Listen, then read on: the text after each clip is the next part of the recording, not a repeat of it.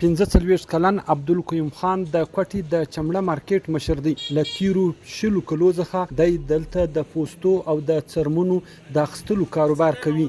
وایي چې دا کاروبار اوس دوی له سخت زیان سره مخامخ کړي دي. صورتحال خو د دې نن سبا ډیر ګمبیر دی، یعنی مطلب صورتحال ډیر خراب دی. داسې صورتحال دی خراب دی چې د خپل کم خرچه ده د خپل خرچه نشي پوره کولی. وجه دا دی ایکسپورټ نشته، بار مال نه وځي. مخکې دا مالونه جوړېدل، جاکټ جوړېدی، دا ځای څه جاکټ تللی برطانیا، امریکا، روس، جاپان، جرمني، دا ګرده ملکو ته دی دا جاکټونه دا شان چې دی دا تله. اوس هغه سلسله چې دا بنده سوله. عبدالقیوم خان دا خبره هم کوي چې د چمړې جوړ سوي توکي ډیر ګران وي.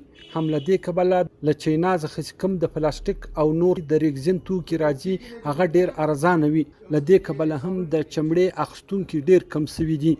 د کوټي د پوستو او د چمړې کاروباري خلک وایي چې نه یوازې دلته په کوټه کې بلکې د پاکستان په نورو ښارو کې هم د چمړې کاروبار اوس په ټپه درېدلی دی او زیات شمېر کارخانې تړل سوي هم دي. مخکې تقریبا دلته 15 دکانو، اوس دغه 2 دکانه پاتې سو. دا 2 دکان هم دغسې دي چې دغه کساب یو شی مې پرې کړي حلالې کړي، هغه راوړي دلې جمع کړي، دغه ځای چې دی بیا د مخ ته منډیانو ته است دي. د کراچۍ کې تقریبا 300-400 کارخانې وې. په 300-400 کارخانو کې اوس تقریبا 10 کارخانې هم نه دي پاتې. هغه ګرده څوک ګورنمنټ ته ولاړي، چا دا ځایونه خرڅ کړي، څوک څنګه چا بل کار ته لاس ورکړي، د چمړې صنعت یې سره پرې شو. عبدالقیوم خان پر مخ زیاتوي چې له چمړې څخه یو شمېر توکي جوړیږي. هم له دې کبله څخه چې خلک ډیر خوښوي چې په تیرو وختو کې به دا اروپا او نورو هیوادو ته تلل، خو اوس نور هیوادو ته ډیر نه ځي.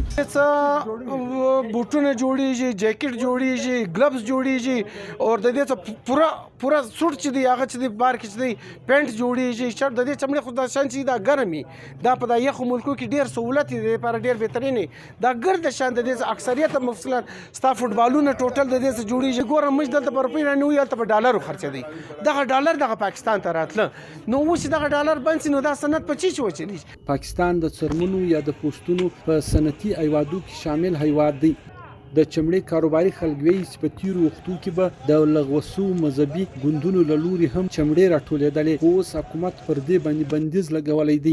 د دوی په خبره چې اوس جهادي تنظیمونو ته اجازه نه ورکول کېږي چې دوی د قربانۍ چمړې او پوستونه راټول کړي. د چمړې کاروباري خلک وایي چې له څرمنو او له پوستو څخه جوړ شوي 90% توکي له هیواد څخه د باندې وړل کېږي. تیر کال هم تر $1 ارب پورې د چمړې توکي له هیواد څخه د باندې وړل شوي وو. د چمړې کاروباري خلک وایي چې د کرونا پر مهال باندې هم په تیرو 2 کلو کې د چمړې صنعت ته ډیر سخت زیان ورسېدی. حمید سمسور، POA ډیوا، کوټه.